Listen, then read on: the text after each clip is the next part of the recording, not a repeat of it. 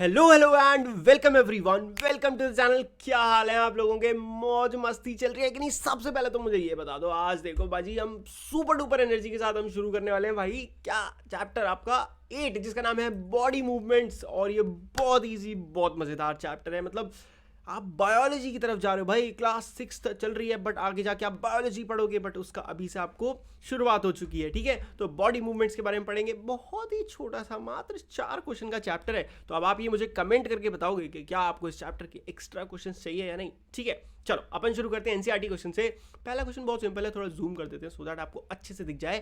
Question बहुत easy है। क्या है? Fill in the blanks, free के मार्क्स, बहुत ईजी होते हैं। चलो, तो joints of bones help in the dash of the body.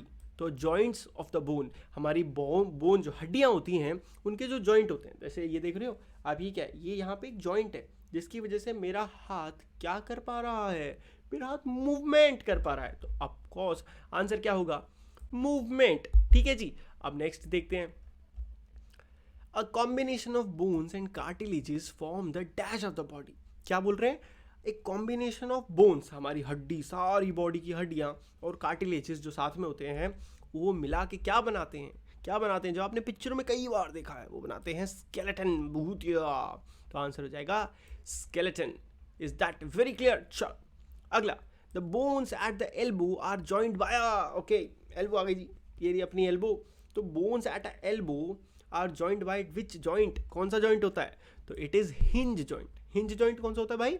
जो सिर्फ एक डायरेक्शन में, जैसे अपना हाथ अगर आप देखोगे इस तरह से, सिर्फ एक डायरेक्शन में, ऐसे नहीं कि मैं इसको ऐसा आपकी तरफ ले आऊँ या फिर ऐसे इधर को ज़्यादा ले जाऊँगा तो ये नहीं मुड़ेगा। एक्चुअली हम तो यहाँ पे शोल्डर मूव कर रहे हैं, तो आप सोचो ऐसे हाथ नहीं जा पा रहा। ये हाथ हमारा अगर ऐसे पकड़ लो तो जा ही नहीं सकता, सिर्फ ऐसे ऐसे ऐसे ऐसे ही मूव कर सकता है। तो इसीलिए क्या है? हिंज जॉइंट है। ज़्यादा ही मतलब एक्टिव ज़्यादा होकर समझा दिया क्या? चलो next. The contract, oh answer ही पढ़ा दिया मैंने तो। The contraction of the dash pulls the bones during the movement.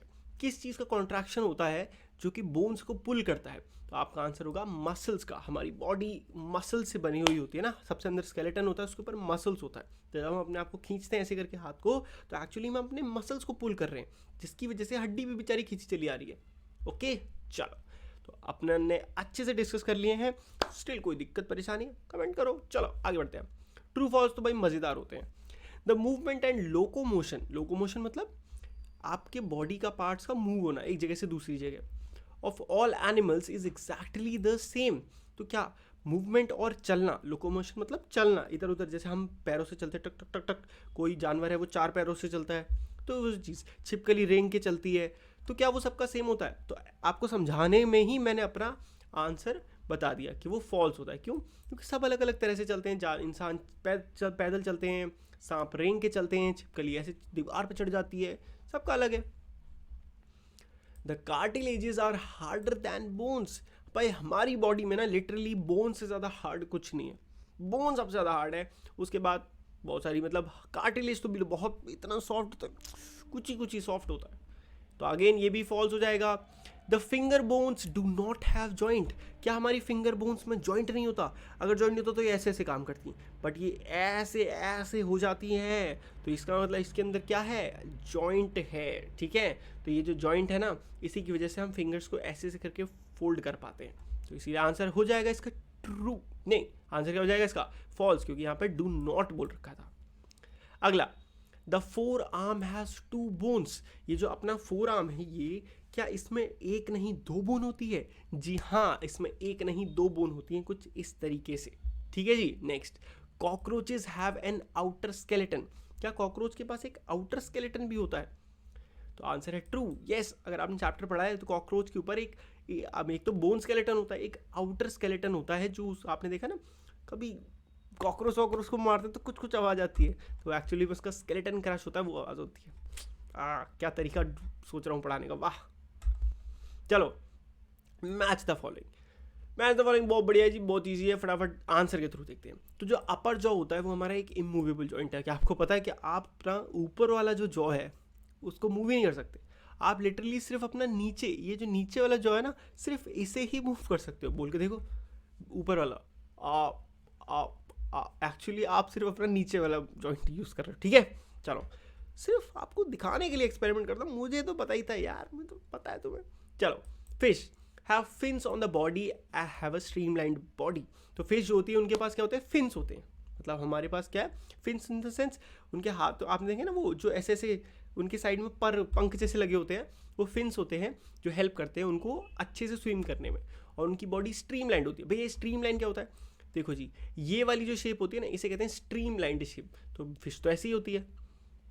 Ribs की बात करें तो ये क्या करते हैं, हमारे हर्ट को प्रोटेक्ट करते हैं। ये एक्चुअली चैम्बर होता है, ये हमारे सीने में पूरे में रिब्स होती हैं, हड्डियाँ यहाँ पे। तो ये क्या करते हैं, ये हमारी अंदर जो चेस्ट है बेचारा, उसको प्रोटेक्ट करते हैं। ऐसा नहीं किसी ने मुक्का मारा सीधे चेस्ट पे जाके लगा, चेस्ट ने बंद कर दिया काम करना, ऐसा नहीं होता। नेक्स्ट स्नेल क्या है, बहुत ही स्लो मूवमेंट, हद से ज़्यादा स्लो मूव करता है। कॉकरोच, उसके पास एक आउटर स्केलेटन होता है और वो हवा में उड़ सकता है। ठीक है, चलो अब आंसर करने हैं। लास्ट क्वेश्चन है, बहुत इजी सा है, फटाफट देखते हैं कि एक बॉल और सॉकेट जॉइंट क्या होता है। इंपॉर्टेंट क्वेश्चन है, देख लेते हैं। In a ball and socket joint the rounded end of one bone fits into the cavity of the other bone, it can allow movement in all direction. भैया अच्छे से समझाओ, समझ में आए, बताता हूँ, आप ध्यान से देखना। ये है मेरा शोल्डर, मैं गायब हो गया हूँगा बट डोंट वरी। और ये देखो, ये ऐसे ऐसे हर तरफ घूम सकता है ना, हर तरफ घूम सकता है। कैसे घूम पा रहा है, एक्चुअली देखो, एक हड्डी थी जिसके पास ऐसे बॉल जैसी शेप थी, वहीं पे एक दूसरी हड्डी थी जिसके पास कुछ इस तरीके की शेप थी, समझ रहे हो।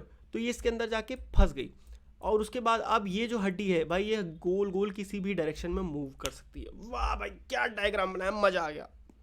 कमेंट करो सब, best diagram sir, best diagram, सबको कमेंट करना है, शाबाश। तो समझ में आ गया ना क्या होता है। बॉल एंड सॉकेट जॉइंट में एक बॉल जैसी हड्डी होती है, एक सॉकेट जैसी हड्डी होती है, दोनों फिट जाती हैं और वो आराम से किसी भी डायरेक्शन में घूम सकता है। नेक्स्ट, अब क्वेश्चन तो पढ़ लें भैया।